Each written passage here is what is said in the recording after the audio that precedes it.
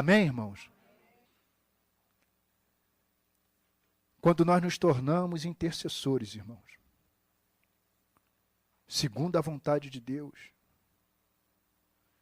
nós entendemos e aprendemos a confiar no princípio do despertar a memória de Deus.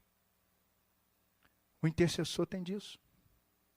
Ele sabe como despertar a memória de Deus. Esse princípio está escrito aqui em Isaías.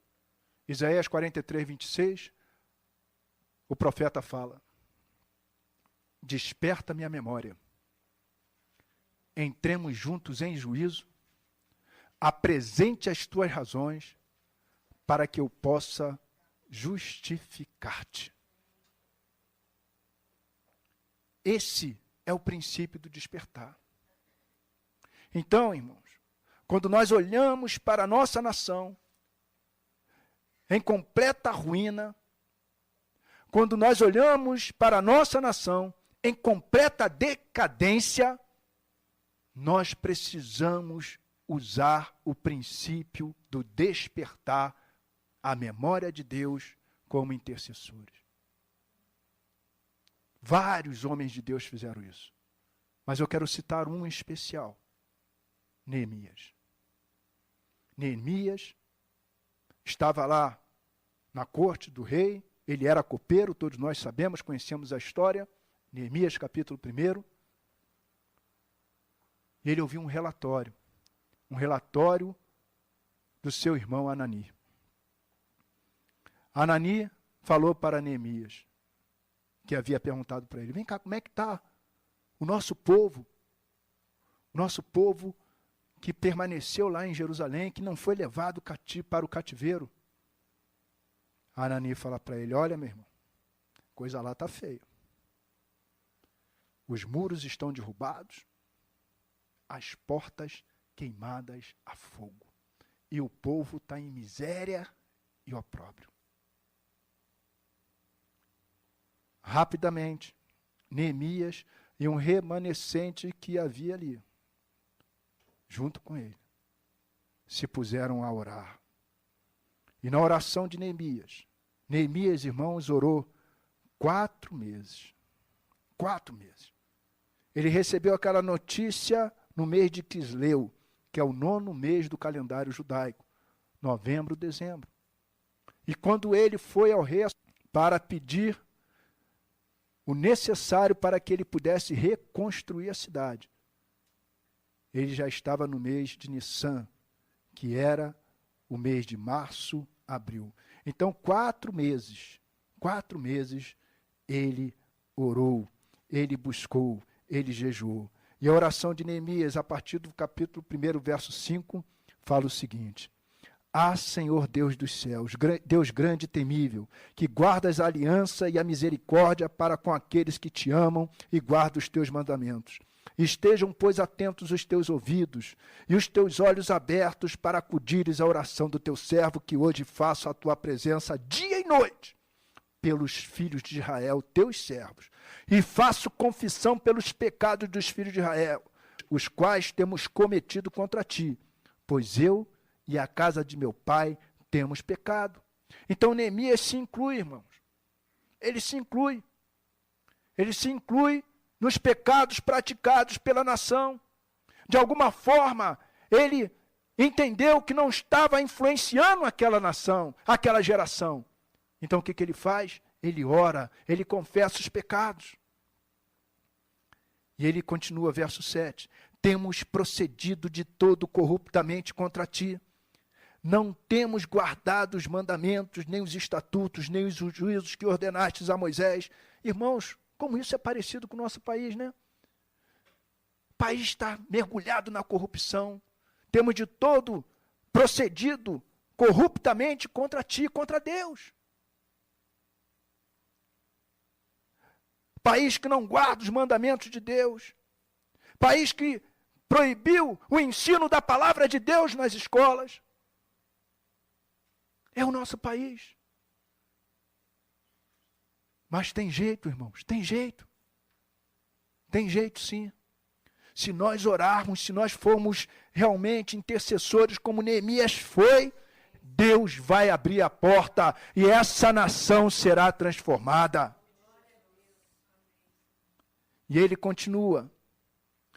Lembra-te, verso 8. O que ele faz? Ele desperta a memória de Deus. Lembra-te, ele fala, da palavra que ordenaste a Moisés, teu servo, dizendo, se transgredirdes, eu vos espalharei por entre os povos. Mas, se vos converterdes a mim e guardardes os meus mandamentos e os cumprides, então, ainda que os vossos rejeitados estejam pelas extremidades do céu, de lá os ajuntarei e os trarei para o lugar que tenho escolhido para ali fazer habitar o meu nome. É a palavra de Deus. E Deus tem uma palavra, irmãos, para as famílias da nossa nação. Deus falou para Abraão, Abraão, em ti serão benditas todas as famílias da terra. E na nossa oração nós temos que buscar essa palavra, essa promessa de Deus e falar, Senhor, nós realmente temos pecado sim, temos procedido corruptamente. Mas, Senhor, a tua palavra diz que o Senhor ia abençoar a nação brasileira, as famílias do Brasil. Então age, Senhor, e o Senhor vai agir, irmão. Isso é ser um reparador de brechas, um restaurador de veredas.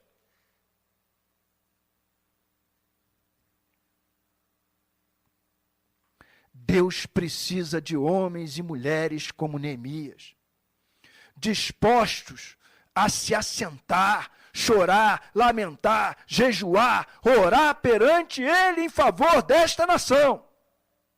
Precisamos de homens e mulheres verdadeiramente dispostos a cumprir eficazmente o seu chamado de reparador de brechas e restaurador de veredas nesses dias tão difíceis. Amém, irmãos? E esse amém está muito fraco. Glória a Deus. Segundo aspecto. Para cumprir o nosso chamado de reparador de brechas e restaurador de veredas, nós precisamos ser fonte de águas inesgotáveis, com vistas a transmitir vida. Observe o versículo de número 11, segunda parte do versículo. Você, Deus está falando, você, eu também, você será como um jardim bem regado, como uma fonte, na outra versão, manancial, como uma fonte, cujas águas nunca faltam. O que é isso? Inesgotável. Você é uma fonte inesgotável na mão de Deus.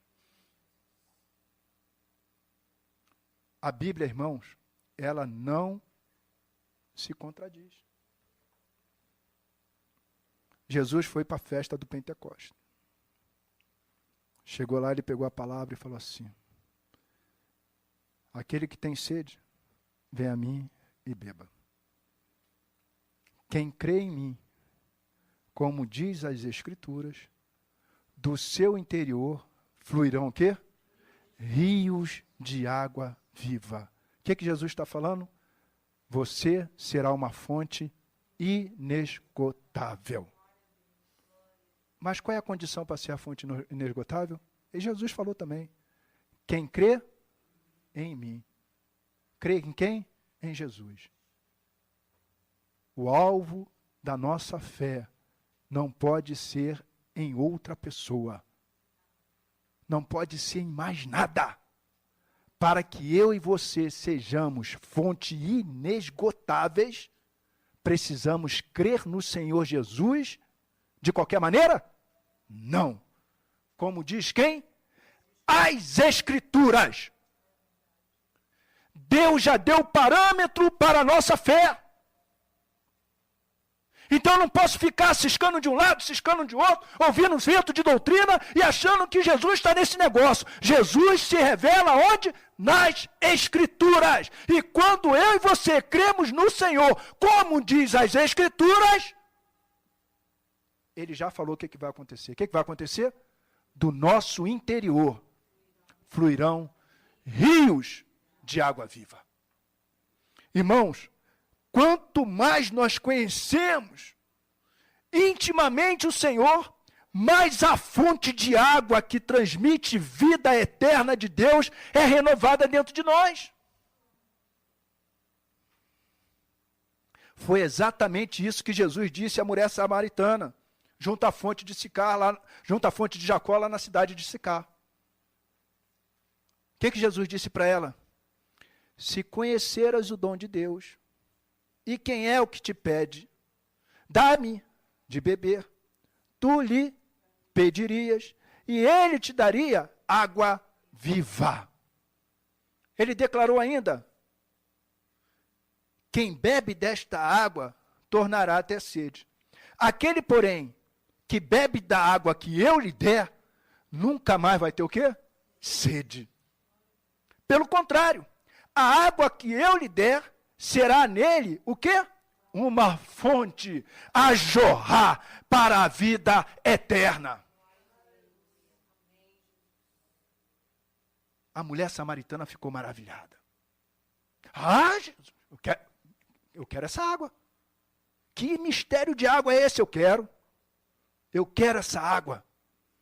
Hoje, irmãos, nós somos desafiados pelo Espírito Santo a sermos reparadores de brechas e restauradores de veredas, agregados de fontes de água que transformam vidas.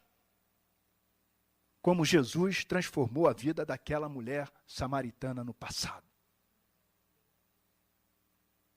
Aquela mulher, ao entrar em contato com Jesus, que é a fonte da fonte. Interessante, né? Jesus é a fonte da fonte. Ele fala lá em João 7, aquele que tem sede, vem aonde? Na fonte.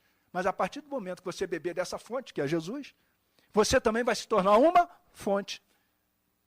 Que coisa maravilhosa. Que coisa linda, irmãos. Só Deus para fazer isso. Então, quando ela teve contato com a fonte das fontes, ela declarou, dá-me desta água para que eu não tenha mais sede, nem precise mais vir aqui buscá-la. João 4,15.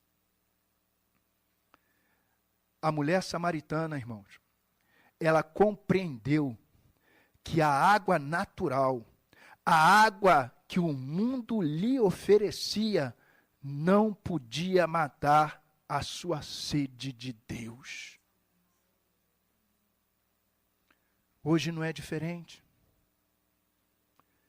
As pessoas têm tido sede de Deus. A corrupção, a malignidade, a maldade, ela é geral.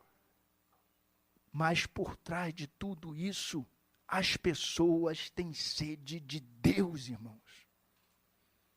E estão procurando, como aquela mulher, ela era uma pecadora, ela era adúltera, ela tinha 5 maridos, trocava de marido a cada ano como se troca de roupa.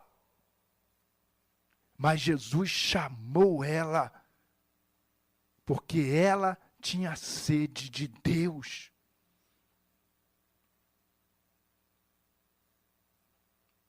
Irmãos, as pessoas têm tido sede de Deus e estão procurando, como aquela mulher e os habitantes de Sicar, porque ela foi lá e foi falar com o pessoal lá da cidade dela, de Sicar, e o pessoal veio constatar. Eles estão procurando homens e mulheres com essa fonte de água para que possam lhes transmitir vida. Vida, irmãos. E quem são essas fontes? Você e eu. Que cremos no Senhor Jesus Cristo como diz as Escrituras. Deus deseja, irmãos, que essa fonte seja encontrada em mim e em você, chamados para ser reparadores de brecha e restauradores de vereda nessa terra.